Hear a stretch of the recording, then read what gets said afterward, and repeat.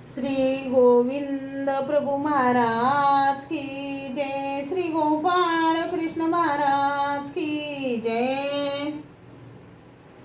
माझे सर्व भाविक भक्त, माझे श्री गोपाळ कृष्ण स्वामी यांचे भक्त, माझे दयाळू मयाळू कृपाळू कनवाळू माझे माय बाप सर्वज्ञ श्री चक्रधर स्वामी यांचे भक्त।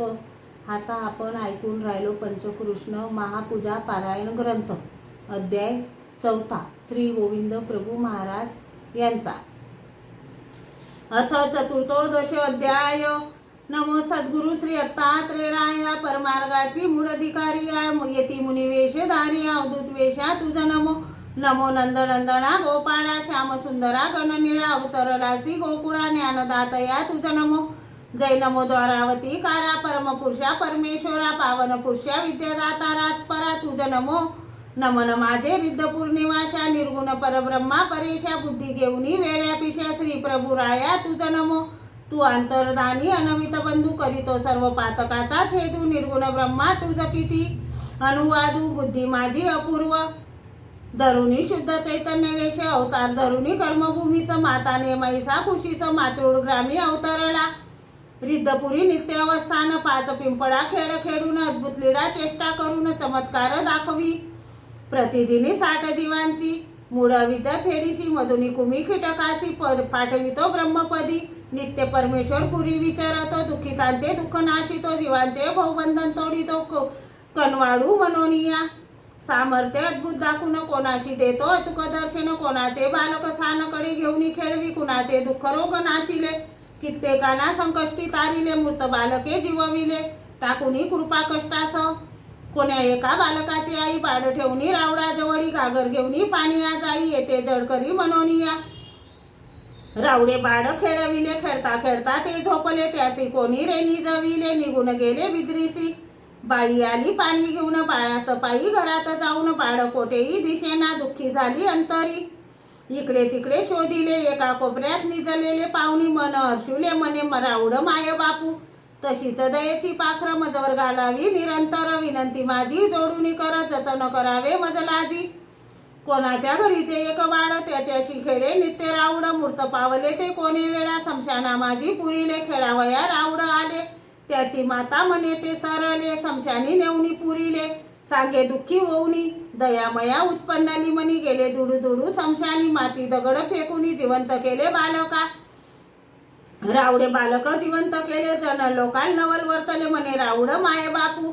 आपुले दयामयादी कनवाडू ब्राह्मण नामे तिकोपाध्याय जावायचे करण्या वर्षे श्राद्ध ब्राह्मण गावीची सुप्रसिद्ध निमंत्रोणी आला तो।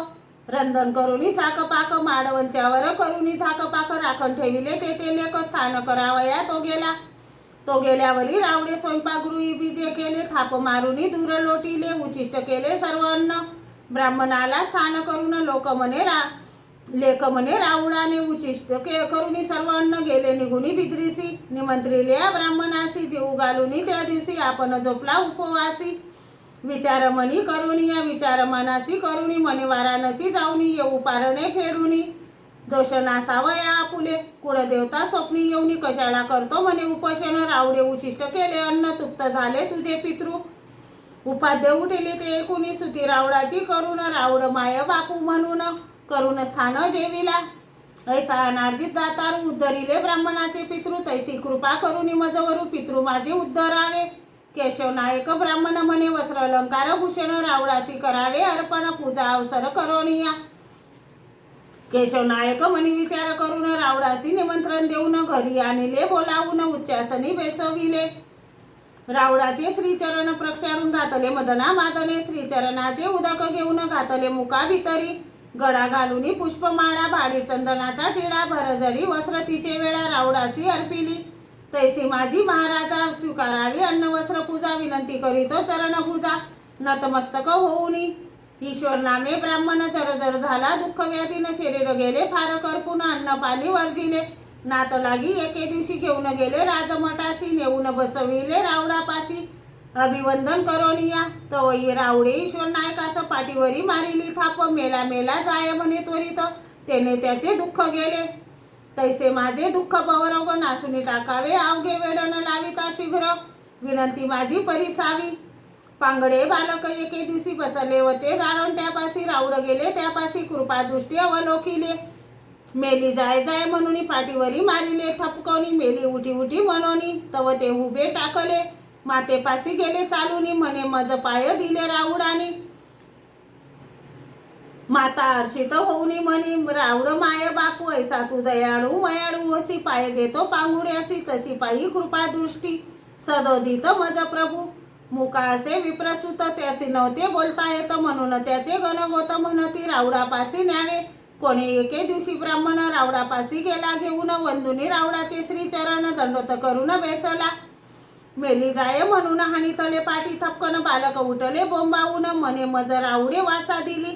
गुंडम राऊडा कृपा करिता वाचा आली विप्रसूता आचार्य करती सर्व जनता म्हणती राऊड माय बापू. उत्तरवाडीचा अध्यंतरी घरी श्री प्रभू जाऊनी खान पान करी विटाळ काही ना धरी अंतरी ऐसा समतेचा माता पिता. गावीचा दुर्बल ब्राह्मण कन्या उपवर झाली म्हणून प्रभू गोसाव्याकडे जाऊन म्हणे वेच द्यावे जी. राऊड प्रसन्न होऊन वाजेश्वरा पक्षिमे जाऊन मेला जाय जाय म्हणे येथ उकर म्हणे निघेल ते जावे घेऊन.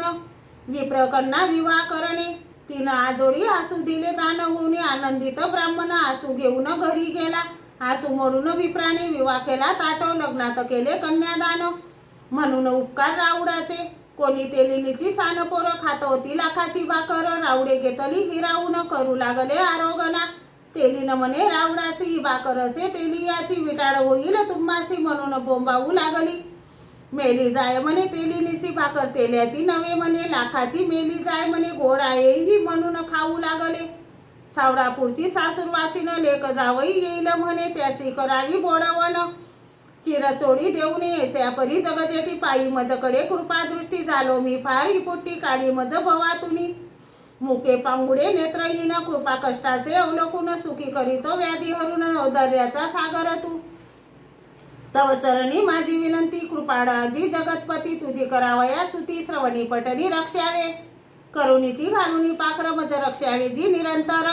विनंती हीच वारंवार अति द्यावे ज्ञान प्रेम दुःख यातना मज अंतरी नष्ट करावे जी अवधारी निज भक्ताचा तू कैवारी. वंदन माझे तव चरणी तू ब्रह्मांडाचा निर्माता सृष्टीचक्र चालविता सकळ जगाचा हित करता माता पिता तूच एक.